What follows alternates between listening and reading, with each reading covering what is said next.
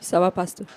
Bon, dis-moi, entre problème et puis souci, quelle est la différence et quel est le mot qui a beaucoup plus d'importance que l'autre?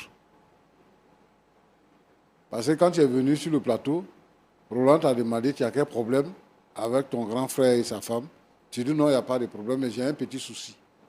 Voilà.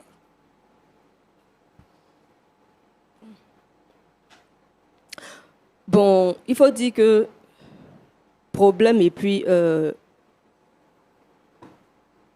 les soucis, c'est bon. C'est là papa pouvoir te dire. Voilà, d'accord.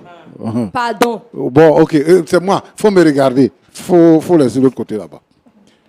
Bon, tu as dit que ta belle-sœur là, elle te maltraite.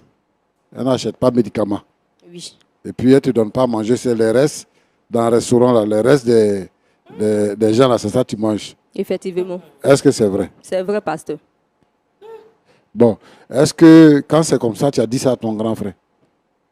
Mon grand frère, quand je lui parle, il me dit, bon, je vais en parler à ma femme, mais ça ne change pas. Raison pour laquelle je suis venu ici.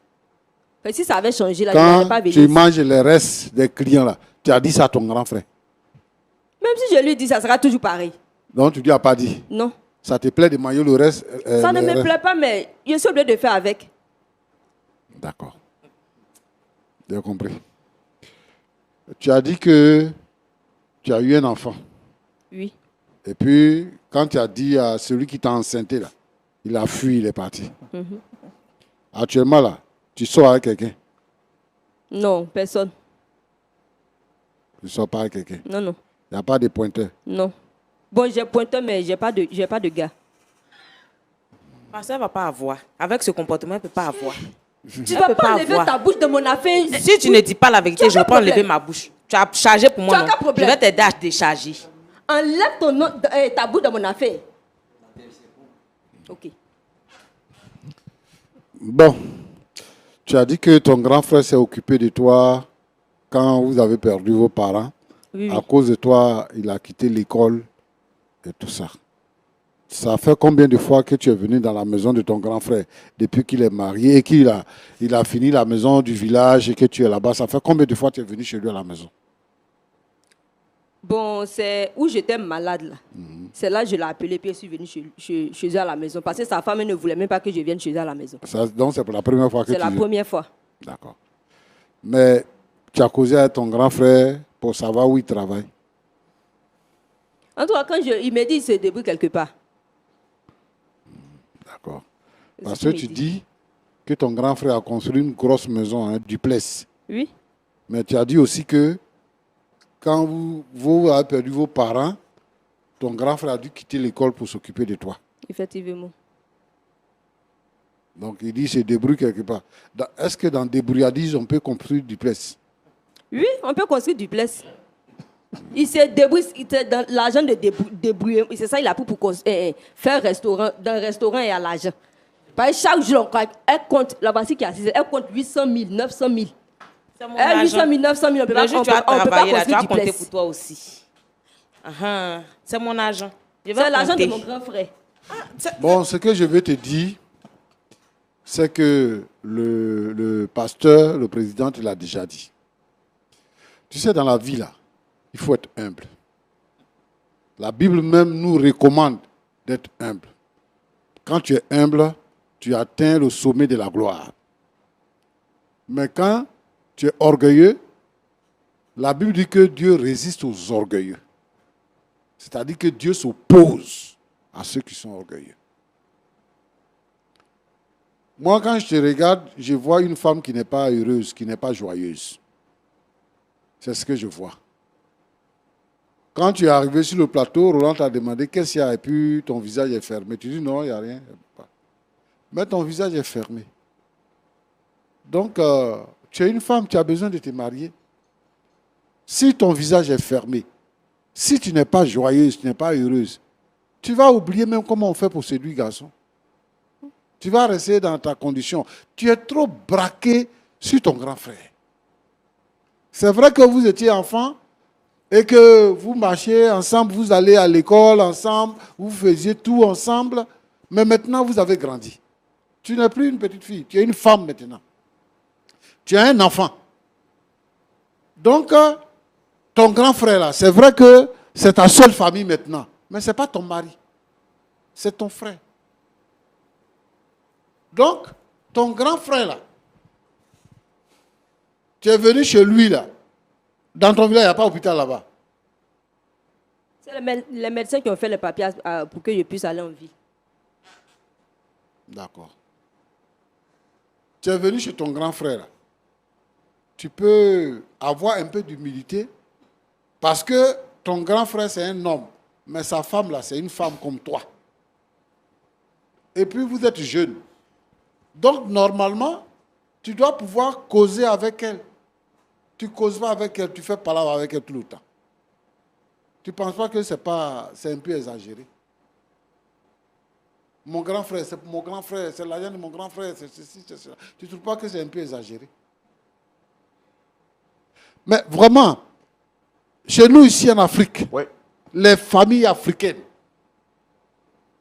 moi je ne sais pas si c'est toi-même qui voulais donner femme à ton grand frère, ou bien si tu voulais qu'il te marie toi-même. Un homme a besoin de se marier. Les familles africaines, une femme qui est dans le foyer, elle est dans le foyer hein, parce qu'elle est venue marier votre frère, votre fils. Vous la regardez comme ennemi. Ce n'est pas votre ennemi. Si toi-même là, ton papa n'était pas marié à ta maman, est-ce que tu allais naître? Si les soeurs de ton papa s'opposaient à ta maman, lui créaient toutes les misères, est-ce qu'elle serait heureuse dans son foyer? Il faut laisser la fille là tranquille. Ce n'est pas elle qui a fait que tu as échoué. C'est parce que toi-même là, tu n'es pas une bonne fille. C'est ça, tu as pris grossesse et puis tu as quitté l'école. Ce n'est pas elle qui a fait. Ce n'est pas elle qui a fait. Si toi tu étais institutrice quelque part, si tu étais infirmière quelque part, tu penses que tu allais avoir le même comportement que tu as là? Il ne faut pas charger ta misère là pour venir déposer sur elle. Ce n'est pas de ta faute. Tu as besoin d'être humble. Arrêtez de persécuter les belles filles. C'est pas bien.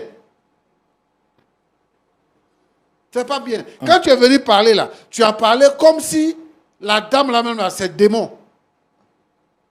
Et puis finalement, on t'a découvert. Tu ne veux même pas qu'elle parle. Alors que c'est dans sa maison tu es. Hein. Où tu habites actuellement là, c'est dans sa maison. Manger que tu manges là, c'est sa nourriture que tu manges. Chambre où tu dors dedans là, elle dit il y a climatisé. Au village là-bas, tu as climatisé. Il faut arrêter ça. Il faut arrêter ça. Mon frère. Oui, pasteur. Mais il faut parler à ta soeur. Tu es là, tu es là.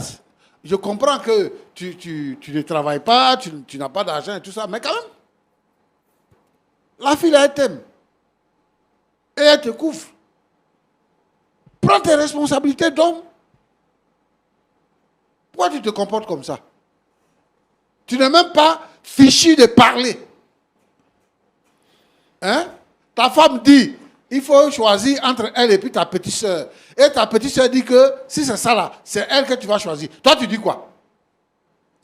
Pasteur, c'est vraiment compliqué. Mais non, bon, il faut parler avec ta petite soeur. C'est compris, mais... Il faut parler avec elle. Si elle est venue à l'hôpital là, si elle a acheté les médicaments, elle n'a qu'à retourner dans sa maison. Vous avez fait maison pour elle à la maison. Pourquoi elle va habiter avec vous à la maison? Et puis elle va trouver tous les défauts à la femme. Et puis tu ne travailles pas. Si ta soeur te demande là, il faut dire que je ne travaille pas actuellement là. C'est la fille là qui s'occupe de nous. Tu as vu, non? Tellement que ta petite soeur a confiance en toi et qu'elle pense qu'elle peut régler un problème. Elle est venue nous voir pour incriminer ta femme.